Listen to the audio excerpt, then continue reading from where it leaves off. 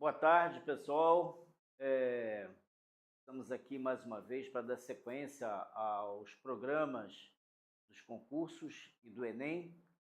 E hoje nós vamos ver um assunto muito interessante, que é a base da vida vegetal, da vida animal, dos micro-organismos, que é a citologia, né? Então, a citologia, por que eu falei que a citologia ela é a base? Porque ela é a unidade, a célula, ela estuda a célula, e a célula é a unidade morfofisiológica de todo ser vivo. Então, isso aqui esse conteúdo é trabalhado desde o 9º ano, mas mais especificamente no ensino médio. Tá? Então, vamos lá. A citologia ela é o estudo da célula. E o que é a célula? Qual o conceito de célula? É a unidade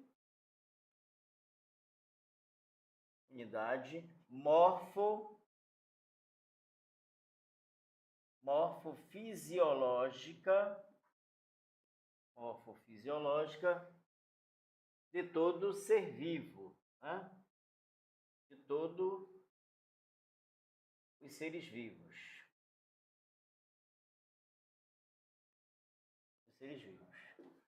Aqui tem um ponto para se chamar a atenção, para tentar elucidar qual o significado desse termo morfofisiológica.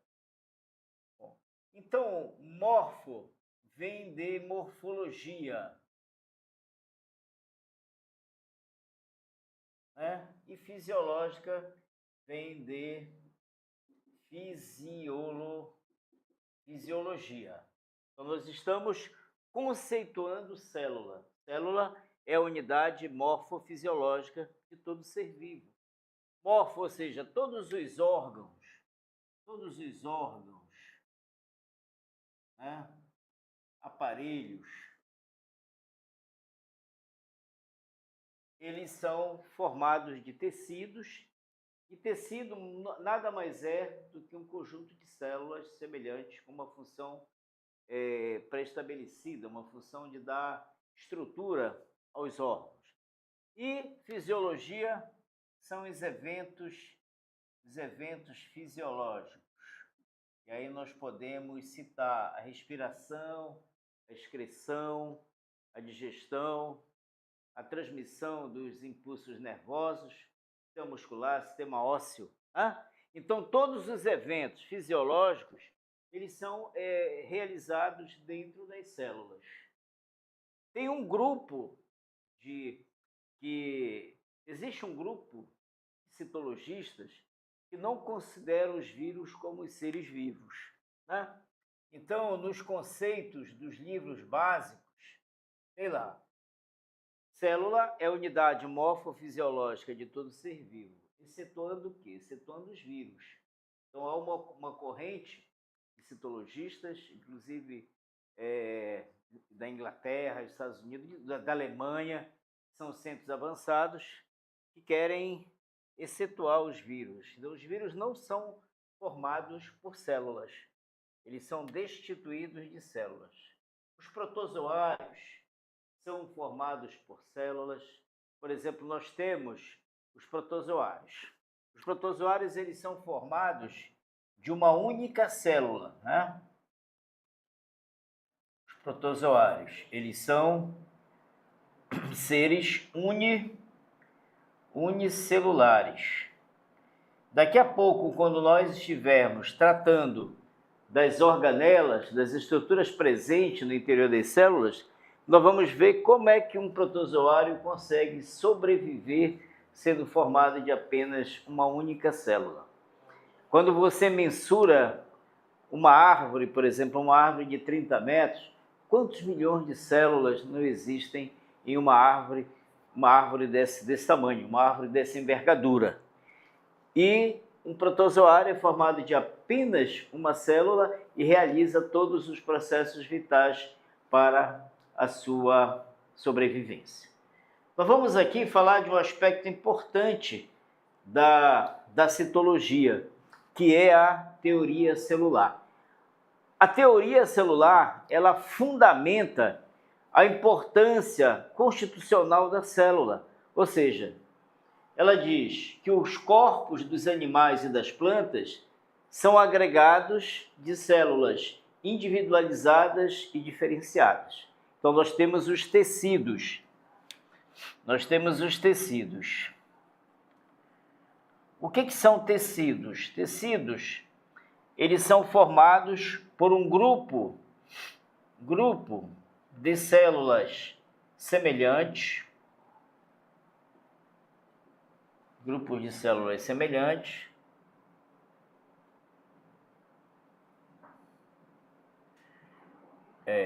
que realizam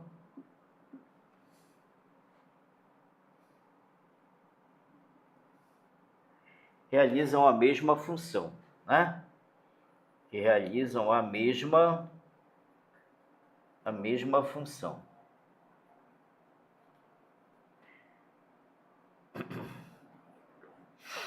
Então, eu perguntasse para vocês, gente, vamos recapitular exemplos de tecidos. Aí a gente poderia colocar o sistema ósseo, o tecido ósseo, o tecido muscular, o tecido sanguíneo, o tecido nervoso, né? A nossa pele, ela é formada de tecido chamado tecido epitelial. Então, à medida que nós formos avançando, a gente vai exemplificando para vocês os mais variados tipos de tecidos, tá? Eu vou projetar agora aqui para vocês, não sei se vocês estão vendo aí os slides, né? Que nós vamos discutir os parâmetros relacionados à teoria celular. Então, alguns autores trabalharam no sentido de elencar as importâncias da célula. Então, todos os organismos vivos são compostos por uma ou mais células.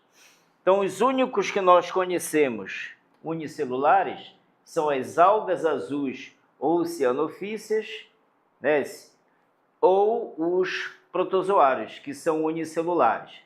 Os animais são pluricelulares, as plantas superiores, as plantas fanerógamas, as plantas angiospermas, gimnospermas, nós vamos depois, quando falar de botânica, nós vamos falar também da constituição celular. Então, as células, elas têm papel preponderante na formação da estrutura, por exemplo, a raiz. A raiz, ela tem células específicas, célula responsável pela respiração, né? As plantas respiram, as raízes utilizam o oxigênio que está no solo, mas, sobretudo, existe uma estrutura da raiz chamada pelos absorventes, que é por onde os vegetais retiram água e sais minerais, que são importantes para o processo da fotossíntese. Então, as células, elas são unidades fundamentais, tá? No corpo de na formação da estrutura de qualquer ser vivo. Então, todos os organismos vivos são compostos por uma ou mais células, né? Então, existem, o que eu falei agora para vocês, os unicelulares e também os pluricelulares. Os unicelulares são formados por uma única célula. E a gente tem um exemplo do grupo do reino protista, dos protozoários e também das algas unicelulares. Segundo aspecto importante para as células, as reações químicas de organismo vivo, incluindo as de biossíntese e as de seus processos de liberação de energia, também ocorrem dentro das células. Então, todos os eventos importantes para a vida dos seres vivos ocorrem dentro das células. As células originam de outras células pré-existentes. Então, quando nós tivermos, daqui a pouco a gente vai falar do mecanismo importante para o crescimento celular, que é a divisão celular, né? Por exemplo, quando o tecido ele se expande através de um processo chamado mitose. A meiose já é mais um processo ligado à formação de gametas, através do processo da espermiogênese, da gametogênese, né, que é a formação dos gametas, ovogênese, enfim, está relacionado ao processo de divisão celular, que é um pouco diferente. Já a mitose já é mais um crescimento, tá? Está relacionado ao crescimento, à expansão dos tecidos celulares. E as células, isso aqui é importante, as células elas contêm as informações hereditárias do organismo, do qual elas são parte. E essa informação é passada da célula mãe para a célula filho. Dentro do núcleo das células, tem duas moléculas extremamente importantes, que é o DNA e o RNA, que vão ser exatamente as moléculas básicas no processo de multiplicação, no processo de perpetuação, mas, sobretudo, na transmissão das características hereditárias, né?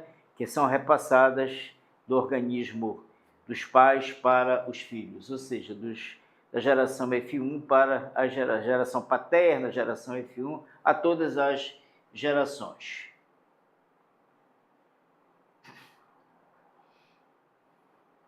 Bom, vamos falar um pouco sobre a célula viva, né?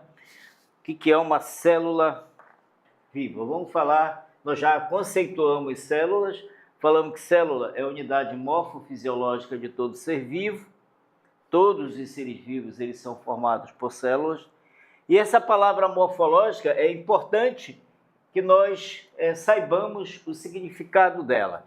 Morfo vem de morfologia, então os órgãos, né, os aparelhos, sistemas, toda a estrutura de um ser vivo, ele é formado por células, um conjunto de células semelhantes formam os órgãos, e esses órgãos vão formar os organismos. À medida que nós formos falando das estruturas dos seres vivos, a gente vai fazendo essa correlação com a função, com a morfologia e depois com a fisiologia. A fisiologia, por exemplo, está relacionada aos processos fisiológicos, a respiração, a reprodução, a circulação,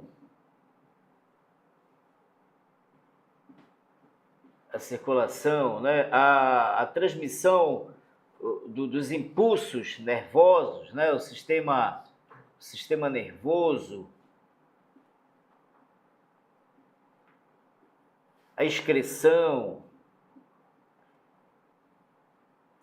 Então, todos esses termos aqui, a digestão, né? São eventos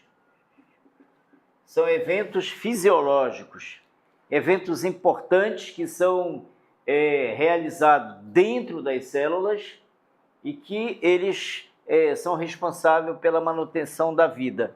Então, a unidade morfofisiológica, morfo vem de morfologia, vem de anatomia. Por exemplo, a gente tem o sistema ósseo, o sistema muscular. O sistema ósseo é formado de células, né? Tem um tecido ósseo formado de células ósseas.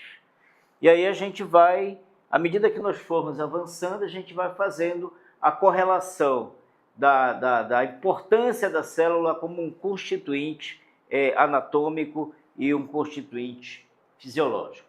Agora dá para projetar, nós vamos fazer a projeção do nosso slide para que nós possamos exatamente comentar todas essas importâncias da célula. A célula viva, ela é autossustentável. O que significa esse termo autossustentável? Que ela mesmo por si só, ela se renova, né? As células, elas se dividem para fazer o tecido crescer. As células, elas produzem os gametas para o processo da reprodução.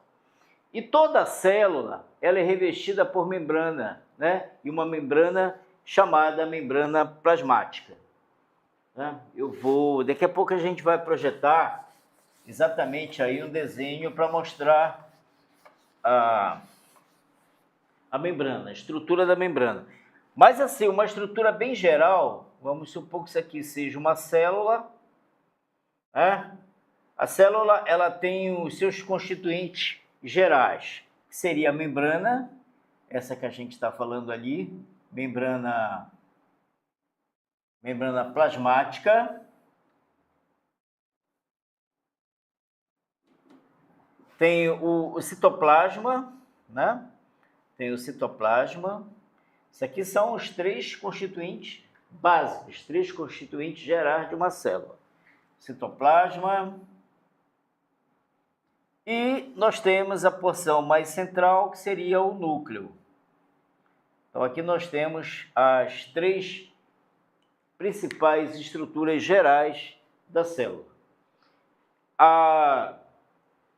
Então, toda célula viva, ela é revestida por uma membrana plasmática semipermeável. O que significa o termo semipermeável? É que por ela passam algumas substâncias. Depois, quando a gente estiver falando da estrutura química da célula, da membrana plasmática, aí nós vamos mostrar para vocês a função de ser semipermeável. O porquê das células elas serem seletivas na passagem de alguns componentes. Contém internamente o citoplasma. O citoplasma é toda a parte interna da célula. Dentro do citoplasma vão estar presentes as estruturas que vão dar vida ao tecido que aquele grupo de célula forma, tá? Então, dentro do citoplasma, nós vamos encontrar as organelas. As organelas, né? Exemplo, complexo de Golgi, ribossomo, retículo endoplasmático, né? E outros componentes. Cada célula contém o DNA, que é o ácido desoxirribonucleico, que codifica as informações genéticas. E esse código, com raras exceções, é o mesmo para cada organismo, seja uma bactéria, uma planta ou um ser humano. Hoje é muito comum se definir, por exemplo, o exame da paternidade, que é um critério usado para aceitar ou refutar a proposição de uma paternidade. Então, ele está exatamente no exame de DNA. Esse DNA é muito importante, ele vai carregar toda a informação genética, todo o teu código genético vai estar presente no DNA. Vamos aqui um pouco para o histórico da célula. Às vezes, em uma questão, cai alguma coisa no texto introdutório da pergunta, algo a respeito do histórico de um determinado assunto. A citologia, por exemplo, as células, a maioria dos grupos celulares, eles são microscópicos, né? A maioria das células, elas são células microscópicas. Ou seja, elas não são visíveis a olho nu. Então, ali tem três pesquisadores importantes no início do estudo da célula, que é o Hans e Zacharias Janssen, que no ano de 1590 inventaram um pequeno aparelho de 2 lentes, que esse aí é o modelo, é o precursor do microscópio. Foi graças a esse microscópio que tudo começou a respeito do estudo da célula. Mais tarde veio Robert Hooke, datado de 1635 a 1703, né, um período que ele teve de vivência, mas em 1665 ele observou, através de uma cortiça. O que é a cortiça? A cortiça ela é extraída de um tecido vegetal. Ela é extraída de um tecido vegetal, por exemplo, da casca.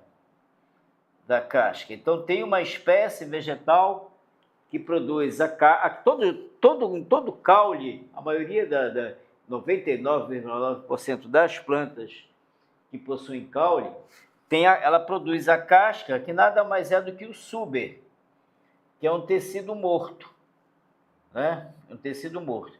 Então, tem uma espécie vegetal que ela produz a cortiça. Então, foi esse tecido que Robert Hooke, em 1665, ele observou que naquela casca existiam os espaços vazios. Então, aqui, por exemplo, a gente tem do lado direito aí, nós temos um tecido foi feito e está exatamente numa lâmina microscópica que mostra que nesse tecido da cortiça existiam vários espaços, né?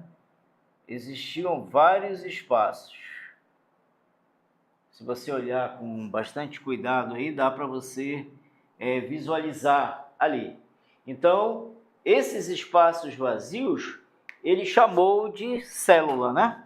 Então, cada espaço desse aqui ele chamou de célula, e depois ele aperfeiçoou o termo para célula. Para célula, né?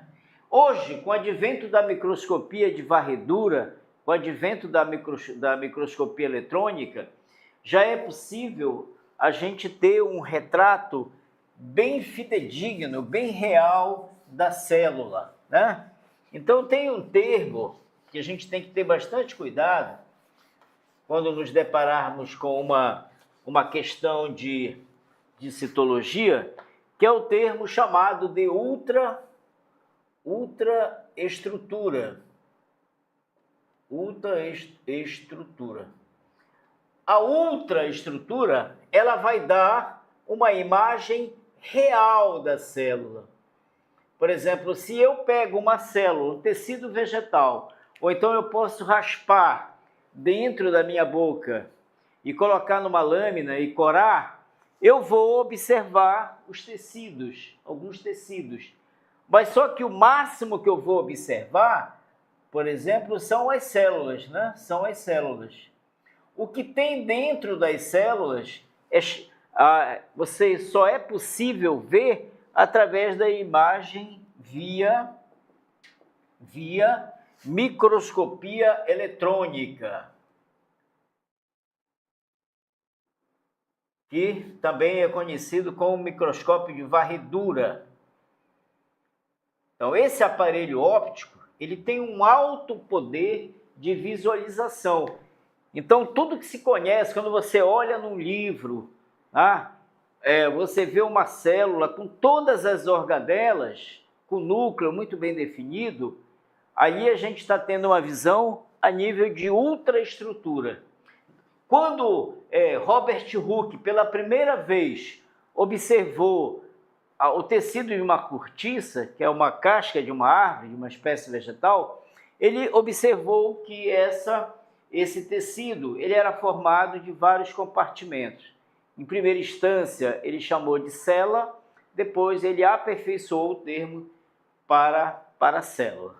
Mas hoje, por exemplo, a ciência ela avançou bastante. A microscopia eletrônica ela veio dar um passo muito largo no conhecimento das estruturas que compõem a célula. Não só das estruturas, bem como também de suas funcionalidades.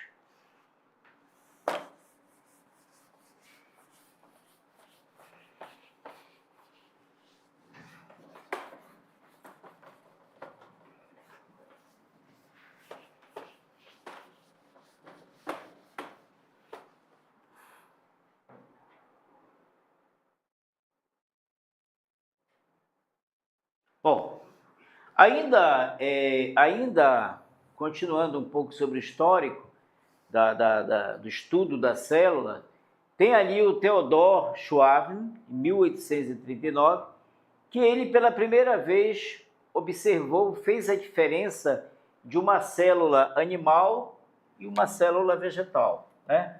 Então ele pôde perceber que tanto os animais quanto os vegetais, eles eram formados de tecidos, né? E depois, mais tarde, nós vamos observar que tem como diferenciar uma célula vegetal de uma célula animal.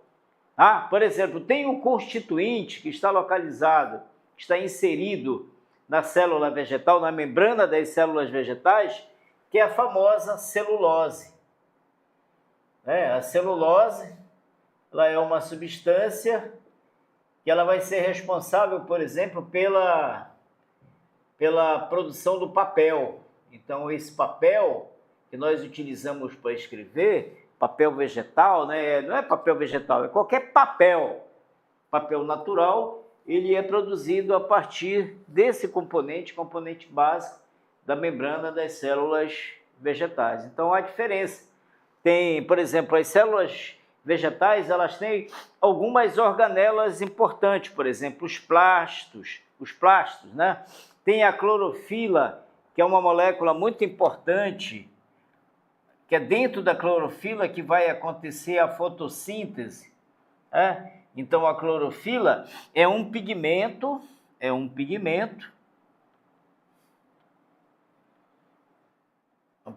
que você vai encontrar somente nas células vegetais.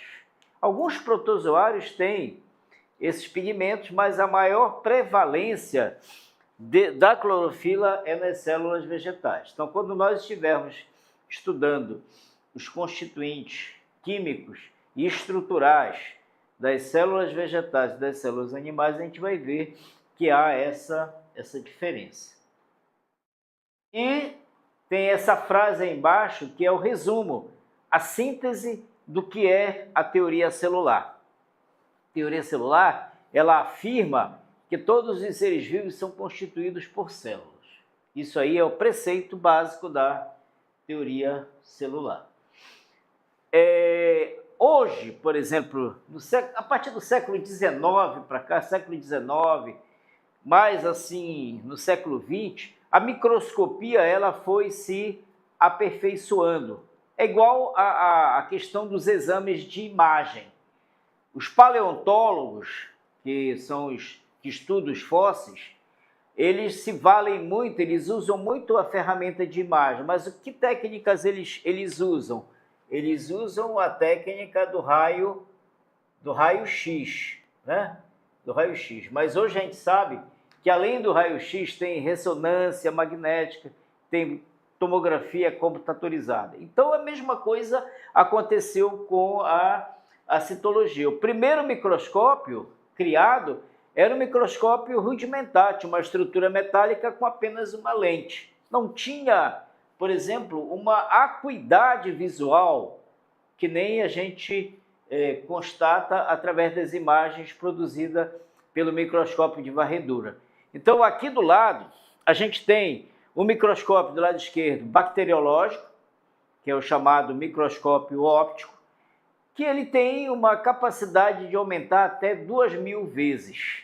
Isso aí dá para a gente trabalhar, para a gente ver protozoário, dá para a gente ver as formas de vida do plasmódio, que causa a malária, do Trypanosoma cruzi, que causa a doença de Chagas, tá? Mas vejam só, quando você compara a acuidade visual de um microscópio óptico com um microscópio eletrônico, o microscópio eletrônico ele aumenta até 100 milhões de vezes.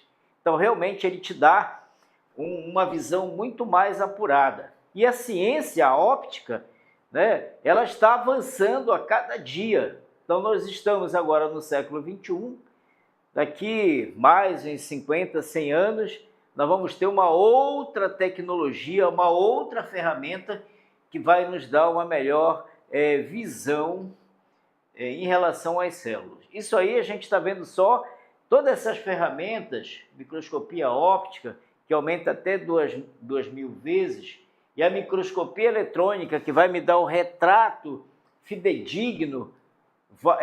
A microscopia eletrônica ela deu um grande passo na ciência, na citologia, porque ela permitiu exatamente ver essas organelas e aí, a partir daí, haver várias inferências, hipóteses, a funcionalidade dessas estruturas celulares que são importantes para a sobrevivência dos seres vivos. Aqui é só para a gente ter uma ideia, esse slide está bastante colorido, mas a gente tem assim a classificação dos 5 reinos, né? Nós temos assim, aí tem uma árvore que a gente chama de árvore evolutiva, árvore filogenética, mostrando aqui na base em amarelo Monera, né? Aí acredita-se, né? As hipóteses apontam que os seres basais na evolução dos seres vivos, as bactérias encontram o reino Monera tem essa posição basal, depois vem os protistas, e aí vem lá no topo da árvore, a árvore evolutiva, nós vamos ter o reino Plantae, o reino Fungi e o reino Animalia, né? Então, todos esses reinos aí, eles são constituídos por organismos celulares, né? Celulares. Mas aí, protista, por exemplo, todos eles vão ser Monera e protista unicelular. Plantae, Fungi e Animalia são pluricelulares.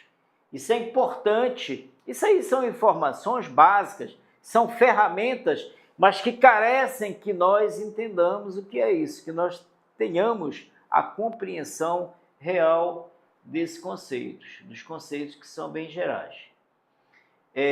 Aqui nós temos, na projeção, tem assim, organização celular em procarionte e eucarionte. Também são dois conceitos importantes que nós não devemos esquecer.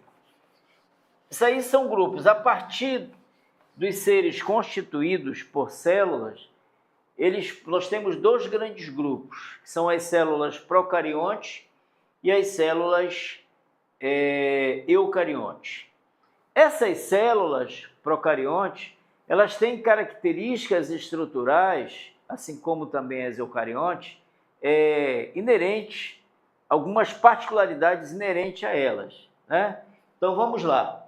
O envoltório nuclear, por exemplo, uma das principais diferenças que os citologistas eles usam para diferenciar uma célula procarionte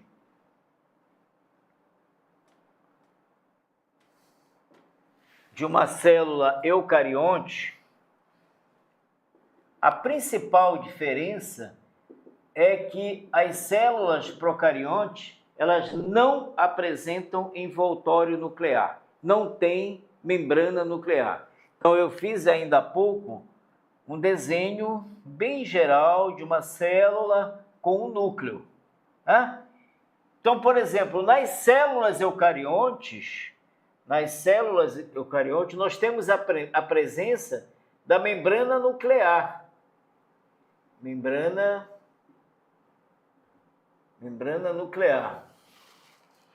Essa membrana, ela é chamada de carioteca. Carioteca.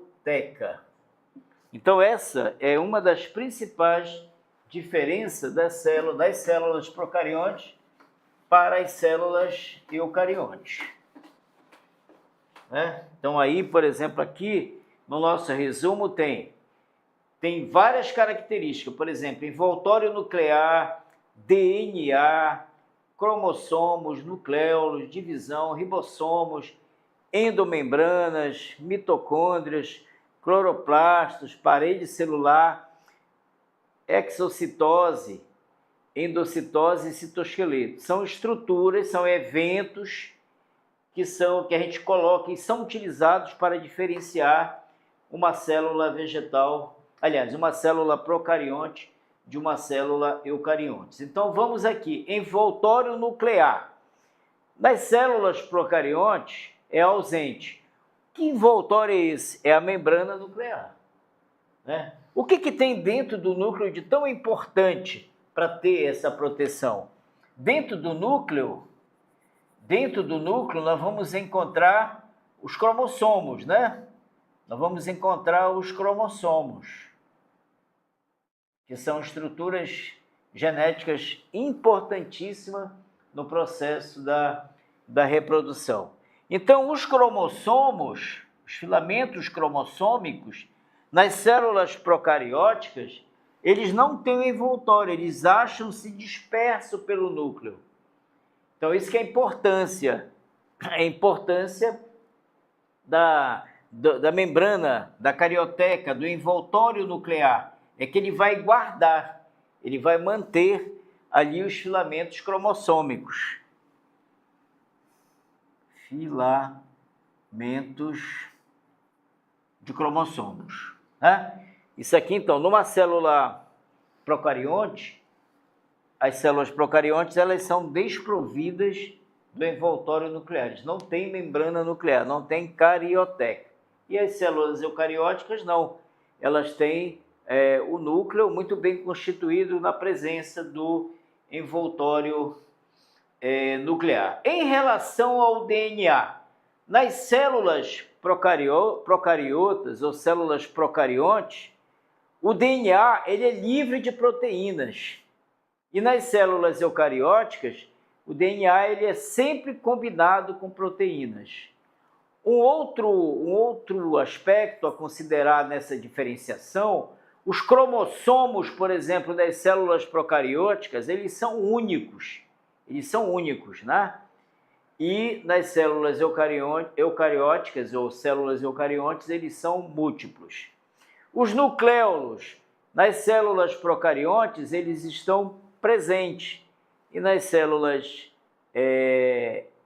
nas células procariontes, os nucléolos estão ausentes. E nas células procariontes, eles estão presentes. E aí vem a divisão, por exemplo. A divisão observada nas células procariontes é uma divisão simples, por fusão binária, né? Fusão binária, eu tenho uma célula, então, quando essa célula ela passa por um processo de reprodução, ela vai sofrer um processo de fusão binária. Então, a partir de uma célula, vão formar duas outras células, que é um processo que mais tarde a gente vai conhecer como processo de reprodução assexuado. A divisão celular nas células eucariontes, elas vão acontecer através de dois processos, né? O processo da mitose e o processo da meiose. A mitose vai estar relacionado basicamente com crescimento celular, crescimento do tecido celular. E nos seres que se reproduzem de forma assexuadamente, ela também é um mecanismo de reprodução especial que é assexuada. Aqui o exemplo, a fusão binária, uma célula, ela matura, ela encontra-se apta para a reprodução, ela passa por um processo de fusão binária e vai dar origem a duas células filhas, e assim sucessivamente. Então, isso aqui é um processo importante. Então, o processo de divisão celular nos organismos procariontes sempre vai dar por fusão binária. E nas células eucariontes, mitose e meiose. E aqui tem, por exemplo, ribossomos, tem uma estimativa aí dos ribossomos.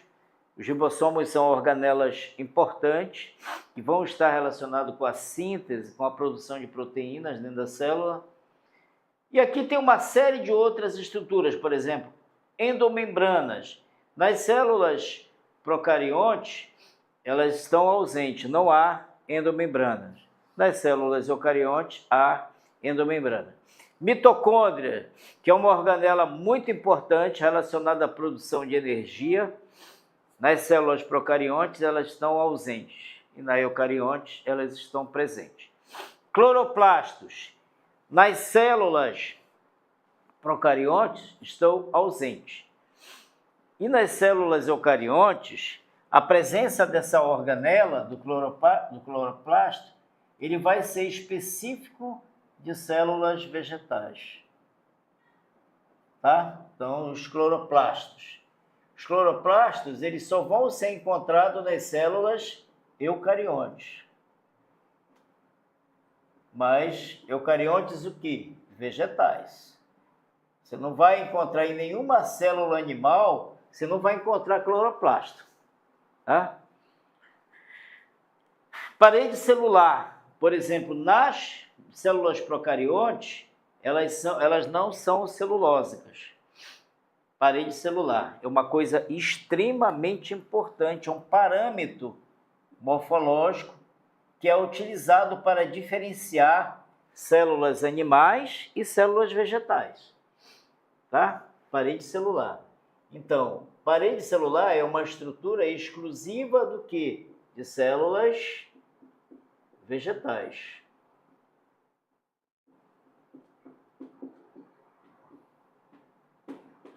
células vegetais. Ah? E aí vem esse mecanismo, exocitose, endocitose, que são mecanismos particulares de absorção de alimentos. Eles estão ausentes, esses mecanismos eles se encontram ausentes nas células procarióticas e presentes nas células eucarióticas. E citoesqueleto, eles estão ausentes nas células procarióticas e presentes nas células eucarióticas. Eu vou fazer um resumo de todas as minhas aulas e vou mandar para vocês. A gente vai colocar no Crescero, que é para que vocês consigam pegar esses resumos e a partir desses resumos vocês vão para os livros maiores com mais conteúdos para estudar melhor. Bom, eu falei para vocês que todos os seres vivos eles são formados de células, né? Com exceção do quê? Com exceção dos vírus. Os vírus eles são acelulares. E falei também que tem uma corrente de citologistas, uma corrente de pessoas que trabalham com vida, que não consideram os vírus como seres vivos. Quando nós formos estudar os vírus, aí nós vamos discutir as teorias que apontam, que fazem conjecturas, que formalizam hipóteses em relação a esse grupo, que é um ser parasito, né? Parasito verdadeiro. O vírus ele só sobrevive à custa de uma outra célula. Realmente, a virologia ela é um item, um capítulo da biologia muito importante, porque a maioria dos vírus são parasitos e são causadores de doenças muito importantes. Então, vamos lá.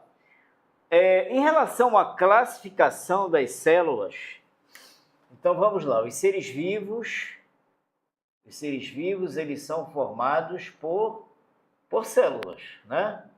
Só que, em relação ao número de células, nós vamos ter os unicelulares, e os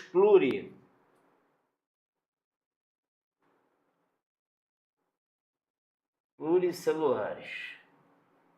Né? Unicelulares, eles são formados, como o termo já diz, por uma única célula. Uma única célula. Será que tem seres vivos formados por uma única célula? Tem. Por exemplo, tem seres vivos importantes, os protistas. Todos os protistas, eles são unicelulares, tá? Todos os protistas, os protozoários, eles são formados por uma única célula. E eu posso, inclusive, exemplificar para vocês protozoários importantes a nível de saúde pública. Por exemplo, o Plasmodium,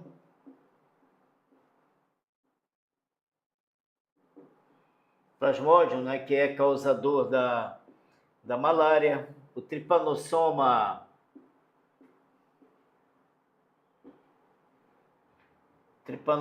cruzi, que é causador da doença de Chagas, né? As leishmanias,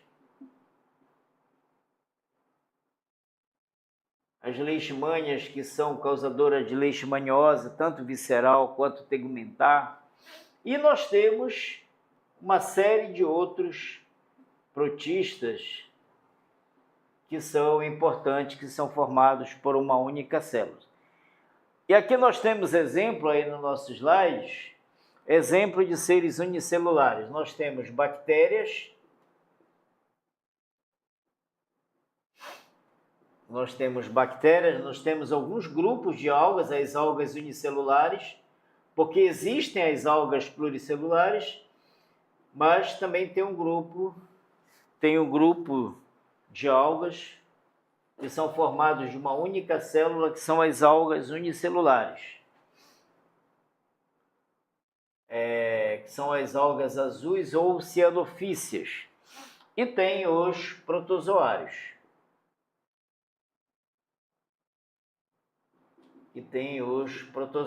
Né? Então, aqui nós temos exemplos nós temos exemplos de seres vivos formados de uma única célula.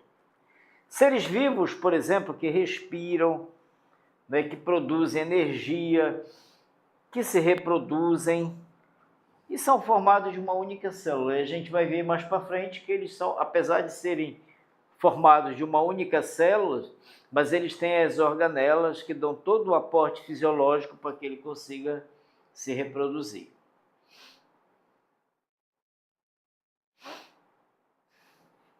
Bom, e as células pluricelulares, nós temos os animais, né? Todos os animais são pluricelulares, vegetais e os fungos, né? Os fungos são todos eles formados de mais de uma célula. Eles são, então, pluricelulares. Né? Pluricelulares, por exemplo, aí eles vão formar, dependendo da complexidade do organismo, eles vão formar, as células vão formar os tecidos, as células formam os tecidos, os órgãos e os aparelhos ou sistemas, os sistemas, tá? Os sistemas.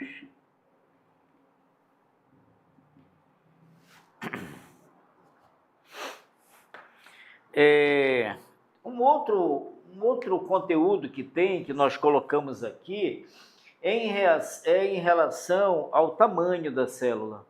Então, existem células que são microscópicas,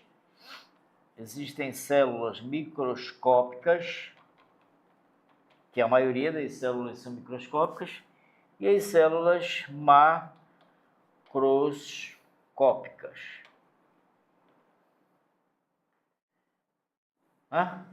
E aqui no nosso resumo que nós colocamos assim, microscópio. Ela tem menos que 1 milímetro. Então, ou seja, você não consegue vê-las a olho nu. Menos que 1 milímetro. Né? E a macroscópica, ela é maior que 1 milímetro, maior que 0,1 milímetro, né?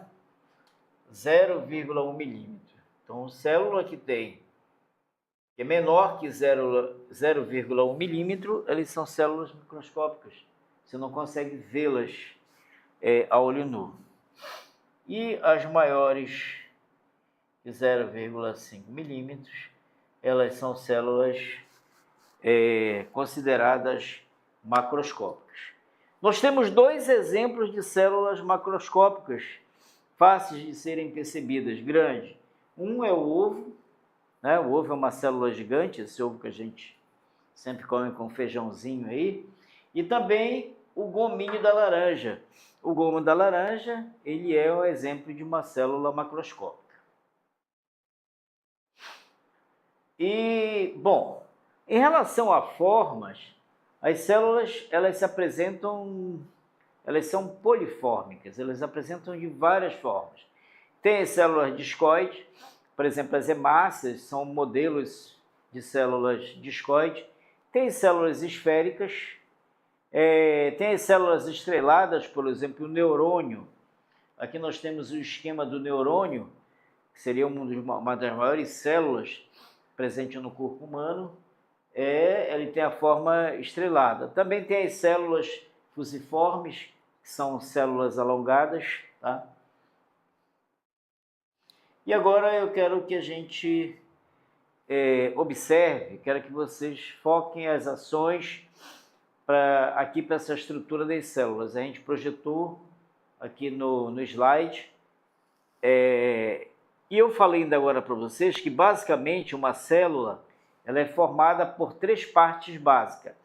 Ela vai ter uma membrana, né? Ela vai ter a membrana, que é o envoltório, é uma estrutura que vai proteger a célula. Vai ter o citoplasma, né? O citoplasma é um líquido de natureza viscosa, onde estão inseridas todas as organelas.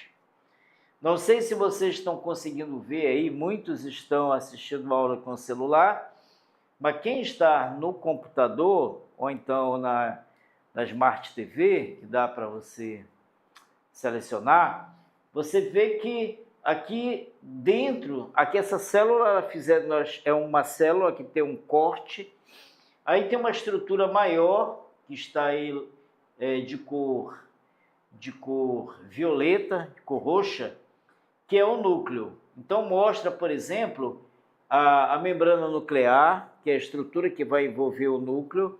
Essa membrana nuclear ela é chamada de carioteca. Aí tem as cromatinas, que são os materiais cromossômicos, né? E dentro do citoplasma, do lado do núcleo, nós vamos ter várias estruturas aí. Por exemplo, ribossomos, complexo de Golgi, mitocôndrias, lisossomos, o centrosoma, perixissoma, ou seja, retículo endoplasmático liso, rugoso. Cada organela dessa que está presente aí no citoplasma da célula, ele é responsável por uma função vital para a célula. A gente fica imaginando, por exemplo, um ser humano ele tem milhões de células, né? E como é que um Trypanosoma cruzi, como é que ele consegue sobreviver? Um Trypanosoma cruzi, que ele é formado por uma única célula, mas ele vai ter organelas dentro dele que vai trabalhar na secreção, na digestão, na produção de proteínas. Ele vai ter cada organela que está presente no citoplasma das suas células, vai ser responsável por uma função vital. Então, um ser vivo, ele nasce, cresce, né? Amadurece, envelhece, depois ele morre. Então, quando a gente estuda a senescência, a vida desses micro-organismos, eles realizam todos os processos vitais. São seres vivos, eles são gerados, eles crescem, né? Apesar de muitos deles serem parasitos, né? A maioria deles, desses que eu coloquei, todos eles são parasitos. O nome certo é parasitos, né? Eu falei na aula passada. Não são parasitas, que é um substantivo masculino, o correto é os parasitos. O nome correto é parasito. Vocês forem trabalhar um pouco a redação, a gente tem que ter muito cuidado para escrever corretamente os nomes. Então vamos ver a membrana plasmática. A membrana plasmática, ela é o envoltório celular, né? É uma estrutura que protege todos as organelas, né? Protege o núcleo e protege também, se bem que o núcleo ele tem uma membrana específica chamada carioteca. Então vamos lá para a membrana plasmática.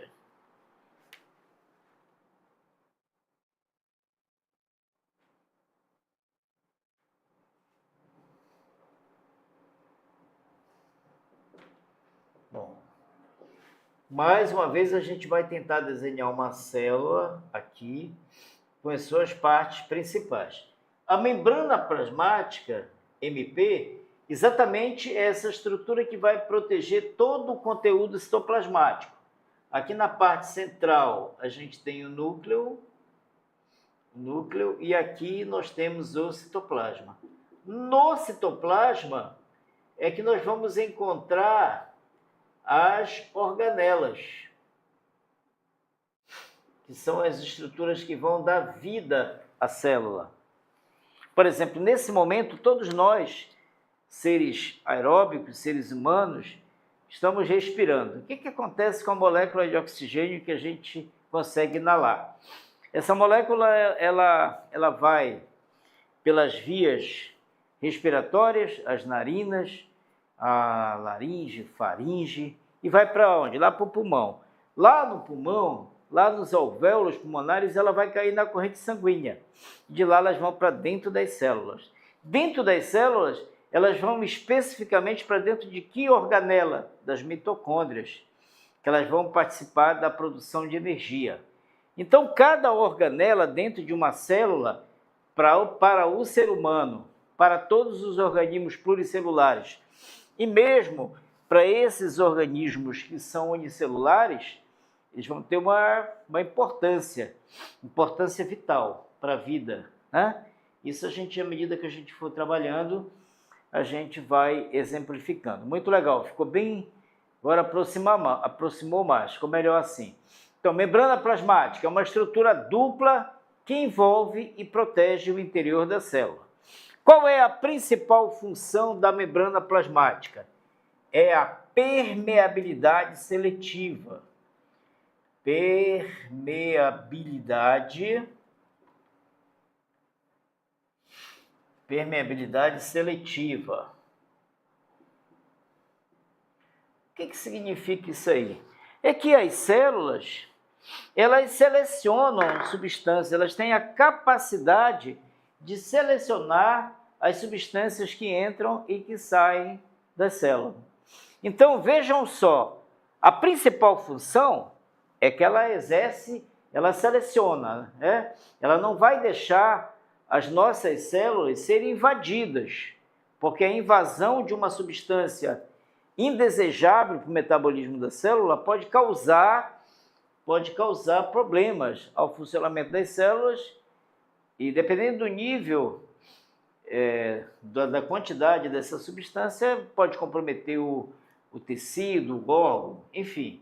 Então, uma das principais funções da membrana celular é a permeabilidade seletiva. Não esqueçam dessa função, que ela é muito cobrada, né? Às vezes, uma questão complexa, bem complexa, você consegue resolvê-las a partir do conceito, de você entender o mecanismo conceitual e, por conseguinte, você tem elementos para fazer uma boa interpretação. Então, essa foto que está aqui no slide, uma foto da ultraestrutura da membrana plasmática. Então, esse desenho que está aqui atrás, dá para a gente projetar, daqui a pouco a gente vai projetar para vocês verem, ela é de natureza fosfolipídica, né? Ela vai ter fósforo e vai ter lipídios. Então, vamos ver se a nossa produção técnica consegue fazer a projeção para que nós possamos explicar. Então, tá ali. Então, nós temos aquela parte amarela, né? Eu fiz um desenho não está muito legal, não sou um bom desenhista, mas aí todas essas estruturas, elas estão aglomeradas. Isso aí são moléculas de fósforo e moléculas de lipídio. Então, eles estão muito bem ali, estão bem justapostos, eles é que que vão atuar no mecanismo da seleção, da entrada e saída de substâncias que são importantes para a célula. Ou seja, substâncias que as células não precisam mais, elas vão eliminar.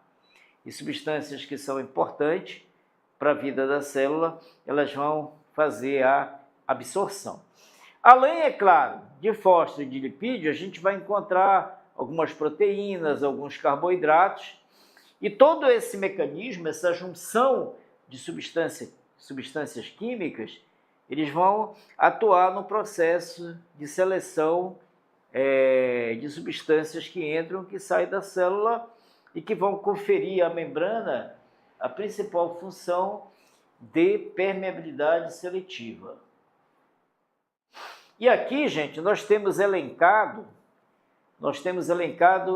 8 funções importantes das membranas. A função principal é a permeabilidade seletiva, né? Mas dentro desse processo da permeabilidade seletiva, além, claro, tem outras funções de natureza secundárias que não deixam de ser importantes também para a célula. Manutenção da integridade da estrutura celular. Imaginem vocês se há uma ruptura da membrana. Se houver uma ruptura da membrana, primeiro que vai extravasar é todo o conteúdo citoplasmático. Então, se há uma ruptura da membrana, saem as organelas, que são importantes para a funcionabilidade daquelas células. Então, aqui, manutenção da integridade da estrutura celular. Permeabilidade seletiva, que é o controle da movimentação de substância para dentro e para fora. Outra função da membrana, formação de gradientes de potencial eletroquímico. Então, toda célula, ela mantém o equilíbrio osmônico, o equilíbrio iônico, através da entrada dessas substâncias, da entrada e da saída. É que os bioquímicos chamam de potencial eletroquímico. Isso aí trabalha muito um pouco a fisicoquímica da célula. A regulação das interações célula-célula, os receptores, que é o reconhecimento de antígenos, células estranhas e células alteradas, né? E os hormônios também. Uma outra função, a atuação como interface entre o citoplasma e o meio externo, ou seja, ela mantém aqui. Se a gente vai tratar de um organismo que é formado de uma única célula, ela mantém essa interface, né? A relação entre o meio celular e o meio extracelular. Estabelecimento de sistema de transporte para moléculas específicas e a transdução de sinais extracelulares físicos ou químicos em eventos intracelulares. Então, nós elencamos aí algumas funções importantes da célula. Essa imagem, ela está show de bola. Isso aí é um modelo de uma célula vegetal. Então, ainda há pouco, eu falei que existem duas estruturas ou mais, mas que essas duas estruturas, elas são muito utilizadas para você fazer a diferenciação de uma célula vegetal de uma célula animal. E aí é constituído pela celulose. A celulose, ela é um carboidrato que ela vai estar contida na parede celular. Por exemplo, na parede celular, externamente à membrana plasmática, há a formação da parede celular.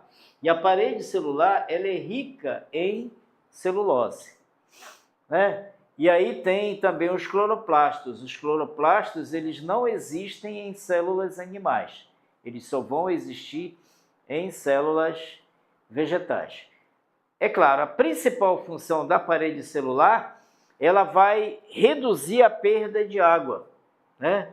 Então, a função da parede celular é dar rigidez à célula, ao envoltório da célula, mas, sobretudo, também evitar a perda de água, que é a água é um fator importante para o metabolismo celular, principalmente das células vegetais.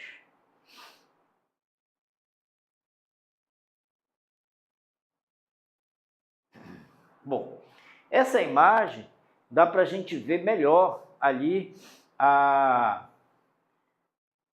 membrana plasmática. Ali é uma ultraestrutura da membrana plasmática. Isso aqui é feito, existe um aparelho que é muito usado para se fazer lâmina de tecidos vegetais, que é o micrótomo.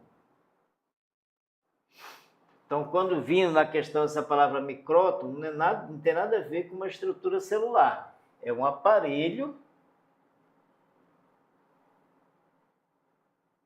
É um aparelho que é utilizado para fazer tecidos, né? Para fixar, para fazer os cortes dos tecidos de células vegetais. Graças a esse aparelho, que você consegue fazer os cortes histológicos e as lâminas para melhor estudar as células vegetais. Bom, o citoplasma, ele está localizado. Qual é a localização do citoplasma? Ele está localizado entre a membrana e o núcleo. Então, o citoplasma é todo esse constituinte aqui, ó. Eu tenho uma célula, tem a membrana plasmática, tem o núcleo, que ele é mais central, nas células eucariontes, ele é um núcleo que é protegido pela membrana, pela carioteca, tá? E ele é preenchido por um líquido viscoso chamado hialoplasma. Vamos prestando atenção para esses nomes, gente. Esses nomes aí, quando vocês receberem o material, vocês passem um corretivo, o amarelo, e vão para os glossários, os livros de biologia, para vocês estudarem, para entender o que é e a função. Hialoplasma. Hialoplasma é o conteúdo, é um líquido de natureza viscosa, onde vão estar mergulhados as organelas, né? Então, o hialoplasma, onde encontram-se dispersas as organelas citoplasmáticas que garantem o bom funcionamento da célula. Quais são as organelas? Ribossomo, complexo de Golgi, né? Retículo endoplasmático liso, rugoso. Eles vão estar mergulhados onde? Essas organelas, a localização delas na célula é no citoplasma. Mas o citoplasma ele é formado por um líquido de natureza viscosa, chamado de hialoplasma, onde vão estar inseridas as organelas celulares, né? Onde vão estar inseridas as organelas celulares. Aqui nós temos um desenho, eu sei que para mim esse desenho está show de bola. Em amarelo ali seria o hialoplasma, né? E aí nós temos as organelas, citossol, nós temos a membrana ali, o lisossomo, temos os microtúbulos, centríolo, o complexo de Golgi, mitocôndria, né? Então isso aí é para mostrar, para ilustrar exatamente o que é o citoplasma. O citoplasma é a estrutura constituída por um líquido de natureza viscosa, onde vão estar inseridos as organelas.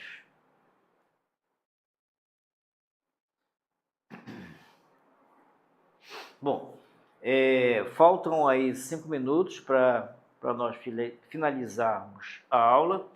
Na aula passada nós trabalhamos doenças tropicais, hoje nós trabalhamos citologia, porque nós precisamos avançar com várias frentes de conteúdos.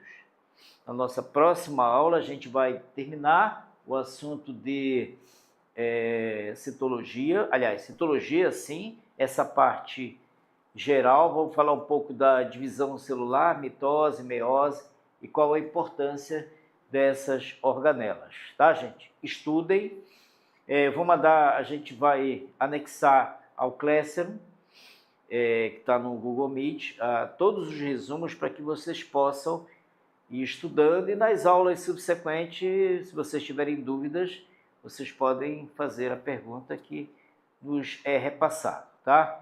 Boa tarde, bom final de tarde, boa noite a todos e até a próxima segunda-feira.